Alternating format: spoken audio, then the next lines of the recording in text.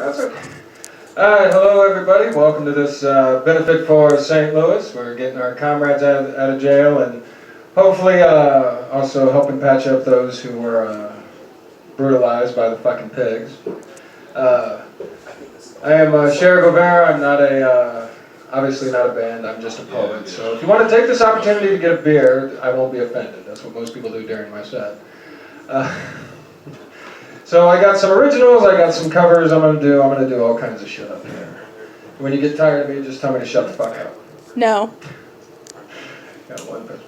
Oh, before I move on, just a heads up, this is one of two shows tonight. If you guys aren't doing anything later on tonight, I'll be at the Irving Theater with Transylvanian Lip Treatment. We're doing our monthly Rocky Horror show out at the Irving Theater. Doors open at 11, show starts at midnight. Admission is $6. We accept cash, check, charge, blood of a virgin, or the rights to your firstborn child, your choice. So we would love to see you out there, especially if you show up wearing a strap-on dildo. We love that. Thank you. I work at 7 in the morning tomorrow, but I think I'm going to go anyway. Yeah, go anyway, yeah, fuck it. They made coffee for a reason, dude. Okay, so I'm going to get this rolling. I asked Zach if he had any requests, and he said, the one I want you to read is the new one that you wrote. So we're going to start with that. This one's called St. Louis Blues. The gavel fell in a green court of law. Another assassin walked free, guarded by the blue shield. Yes, the gavel fell, and another assassin walked free over the grave of another comrade cut down. And as that assassin walked free, the people began to take to the street to sing their blues. To sing their blues of a failed system and an open season on dissent. Yeah, they started singing their blues right there in the street with righteous burning eyes and raised red fists. The raw-throated, fire-spirit blues of folks who have buried too many comrades cut down by the blue assassins. They sang that raw-throated blues as the world watched through high-definition windows. The world watched them sing the blues as the blue assassins answered with billy clubs and tear gas. The world watched as the blue assassins beat elderly ladies, gassed journalists, kidnapped comrades. The world watched as the city became a burning hell, a funeral pyre for another comrade cut down too soon. A bloody burning hell, another city torch in these dark and dirty times. In the gory aftermath with the stench of tear gas burning in the moonlight, the blue assassins chanted, "Whose streets? Our streets." While our troops in black masks hid in the shadows waiting to regroup, to reclaim what is ours. Honey, for the sake of me recording you, I need you to move. Okay. No, I love your ass, but I don't want to film it. So you need to angle yourself a little bit. Okay, fine. Here, I'll angle everybody else can see my ass. That's too far. That's too far. 10 out of 10? See, that's not the problem. Okay. Is this good? Are we good? Yes, that's fine. Okay, cool. Everyone can see you now. Alright, everybody can see. Okay, this is another new one. I actually wrote a local comrade inspired this one. Does anybody here know Cam? Everybody knows Cam? Yeah. Cam York? Yeah, I was actually hoping they'd be here, but they're coming. They're on their way. They're coming. Okay. Yeah, we were tabling at Pagan Pride. Yeah, I saw that. And they were doing the rest of the shift, but they started packing up around 4:30. Oh, okay. And headed on their way with a couple other comrades. Oh, well, yeah. Well, hopefully I'll catch you before they leave. But anyway, Cam wrote this really kick-ass article, and it inspired this one. This is a new one. This is another one. It's called "Struggling for a Life." We feel broken and alone, 21st century flesh and blood, being told we can be easily replaced by 21st century digital machines. We feel broken and alone, no hours for certain, no wages worth a damn, we're kept separate with no one to bear a soul to. Tired and worn from another day not guaranteed, we still dream of a day we know is coming soon. The only revolution worth fighting is for a life worth living. We're seen as empty vessels to fill the coffers of CEOs and scabs. We're seen as empty vessels to be mocked as a greedy inconvenience on the nightly news when we gather the courage to make our voices heard. But we know those voices carry all across the nation, all across the globe. And we know others feeling alone are hearing our songs. They're hearing our songs from our billy club strangled voices, and they know just as we do. The only revolution worth fighting is for a life worth living. We know what lies ahead. We know better days are coming. We just have to show the world that these times can come to pass. We know it won't be easy. We know the laws aren't written for us. We know our blood will spill to make these roses bloom, to make this wheat blossom. We know it's better to fight for life than to be dying in the counters like we have for far too long. The only revolution worth fighting is for a life worth living. The only demand worth making is the earth and its future. I'm doing a bunch of new shit tonight. Congratulations, man. I do a bunch of old shit. It's okay, for the next show, I guess I'm booked here. I guess I'll do a bunch of old shit. You guys can hear me read all the poetry I wrote when I was drunk. Wait, why am I calling that old shit? That was last week. Never mind. This summer I had the chance to spend the summer out in California, and it was kind of a mixed bag. I mean, you know, I thought, you know, it's California, you know, they're pretty lefty. It'll be cool. Nobody told me where I was going in the state of California. It was like the one part of the state that's basically run by the Mormon Church. And, yeah, if you all don't know anything about the Mormon Church, they do not like this at all. In fact, I'm half convinced that in... Oh, there we go. Okay, I thought the mic was coming loose. What? Can you angle yourself just 20 degrees? There we go. Okay, is that good? Yeah, that's okay, fantastic. Cool. Yeah, I got the right angle here. Well, oh my God, calm down. Anyway, in fact, I've often joked that when Mormons take communion, they use Wonder Bread. It's the whitest bread on earth. Can I make that joke? Is that okay? You can't just ask people why they're white, Gretchen. I got callbacks here. But anyway, like I said, California turned out to be kind of a mixed bag. I'm like, wow, I got the same anti-queer prejudice 2,000 miles away as I did at home. Well, that was certainly worth a $200 plane ticket. Wasn't it $400? Well, it was $200 on the way back. Yeah, $400. Like $800 out there and back for a goddamn job. Only to be shit on. Yeah, well, you still went. Bastards. Yeah, fuck capitalism. In fact, here, we got somebody here with a strap on. Go fuck capitalism for us, will you? I got you. Fuck yeah. Fuck it until it's dead. Don't fuck the shit out of it. I like you, man. I like your style. Anyway, so this is one of the many poems that came out of California. This is called Nomadic Prayer. Lord, I have wandered in the wilderness for 40 days and 40 nights to cleanse myself, to rediscover myself, to come home to myself. Lord, I have wandered in the wilderness for 40 days and 40 nights, wondered if I still have a home. Lord, these stones will not pass, and I don't want them to. I want them to shine in me, to shine on me. I want their glittering to be a sign to all who hear the beautiful rhythms to know that it is safe to march here. I don't want to piss them out or have them cut out by the acid temple. They are beautiful, Lord, and I have earned them. I kept them hidden for far too long, and they must shine in glory. Lord, I am told that all is dissent, that breathing, laughing, singing is political dissent. I have wandered away from the picket lines and the cloud of violence hanging over this land. I have chosen to care for myself, to be ready when the revolution comes. And even in this wandering, I am accused of sowing dissent because I don't walk with my head bowed and my spine broken. Lord, I have opened my soul, and instead of accepting this pure offer, I am told to put a pan under it. Not to show this blood that drips from my weary heart, not to wobble when I'm drained, not to give in to rest.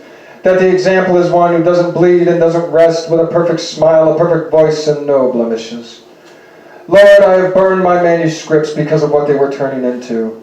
The art and honesty was gone, and they were becoming nothing but circle-jerk propaganda, a means to feed egos that I had no energy to feed. If I couldn't be honest, then I have failed. Lord, I have prostituted myself. I have had my hands chained and strings pulled for pennies on the dollar. And even though she is beautiful, it burns my heart to see my creation.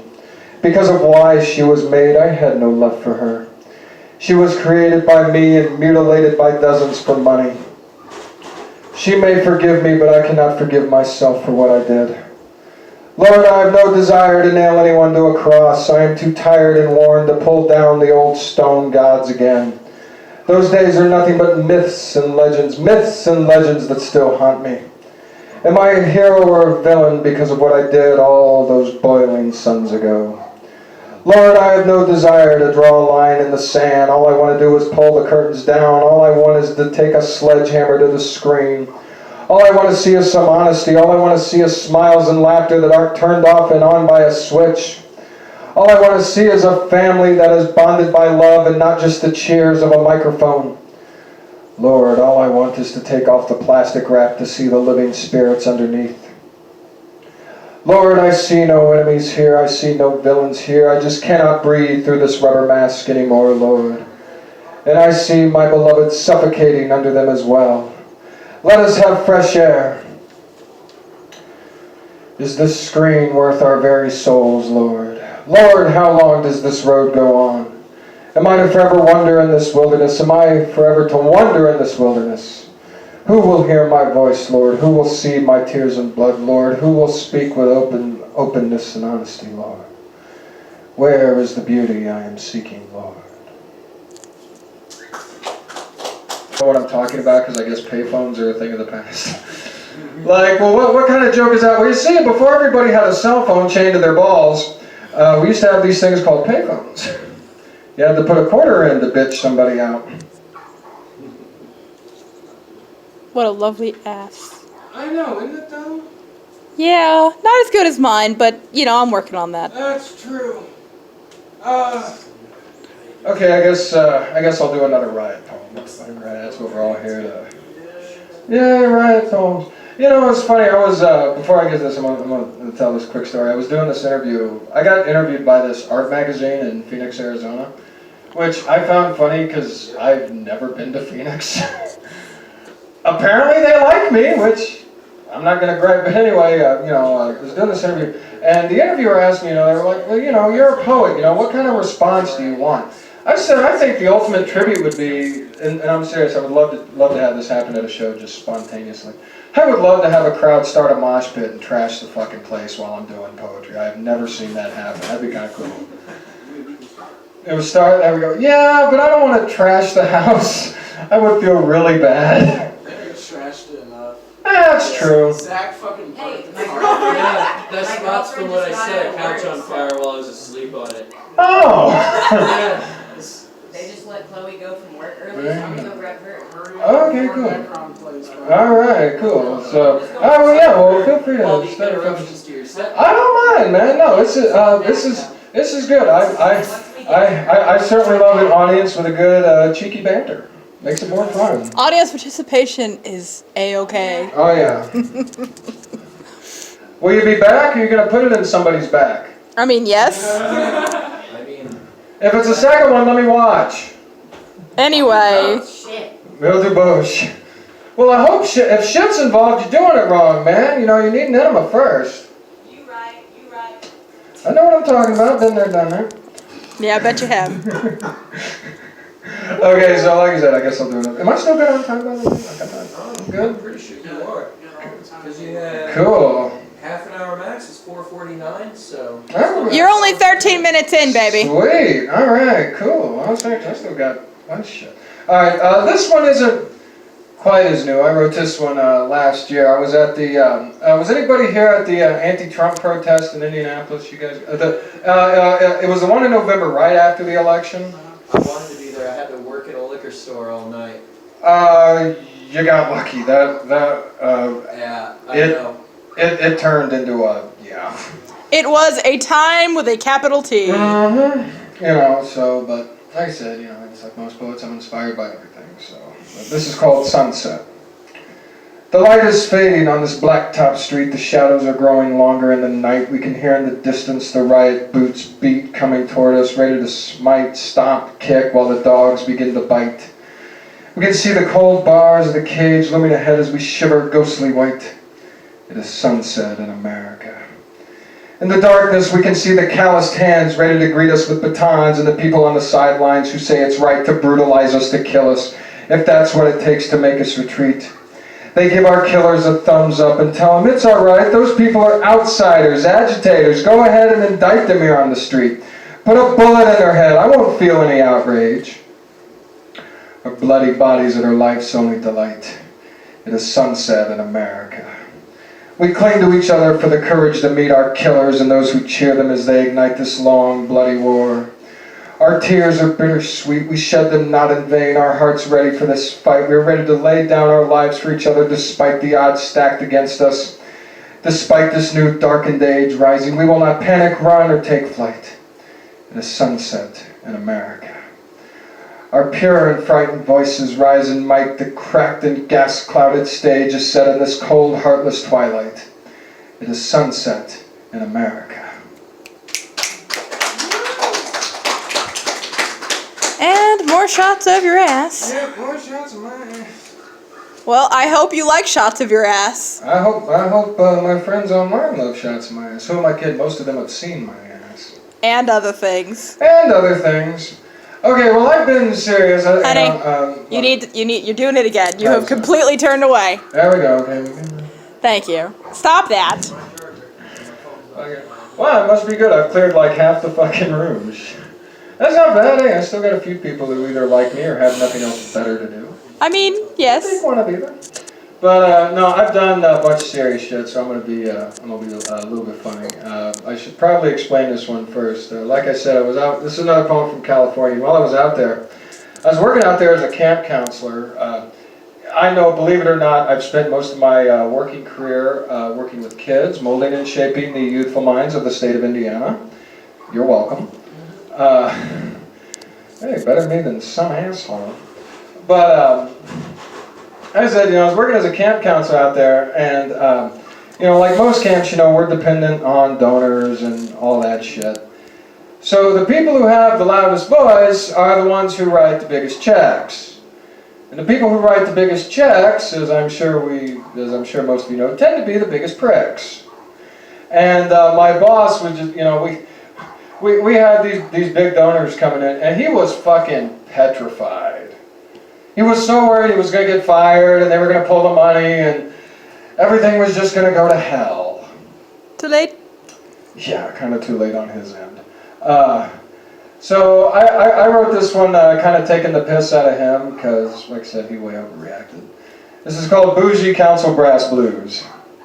The boss wakes up with the jitters, he's all tight-wired, running full blast, chugging coffee, bumming smokes. He's sure it's his ass on the line. He's sure he's going to be fired. He says, cut the shenanigans, lay off the crass and crude jokes. We just shrug our shoulders. It's too hot and we're too goddamn tired to deal with this line. The fear being at the end of our ropes. We ain't got the time to be looking over our shoulders. We got no capital in this. We're no shareholders. The boss thinks he's got nothing to gain and everything to lose. He's burning himself out with these bougie council brass blues. Yeah, we see them stepping out in khaki uniforms, immaculate and clean, looking like they haven't hit the dust since we were only cubs. They strut so fine and sure, satisfied that they've been noticed and seen. With diamond rings and fancy cigars burned down to knuckle stubs, flashing their donor lists and checkbooks shining a fine sheen. But us on the field, they just turn up their noses, give us a snub. While they schmooze, chatter money, stand around and linger. We just turn and give them a dust and grass-stained finger. Yeah, they think they're out here, big shots, headline news, but we ain't shaking from these bougie council brass blues. We leave the brown nosing for someone who gives a damn, someone who doesn't have the campfire burning in their soul. We know it's all a dog and pony show, nothing but a scam. We got fun and pranks to think about. Money ain't our goal. We'll tell them to hit the road, tell them it's time to scram. We're the ones they can't scare, the ones they can't control. It must shock them to see us with that sarcastic eye, that devilish glee, to see people that can't be imitated, people that are free. They're just not generals, emperors marching without clothes. We're laughing through these bougie council brass blues. The boss breathes a sigh of relief as they speed out of the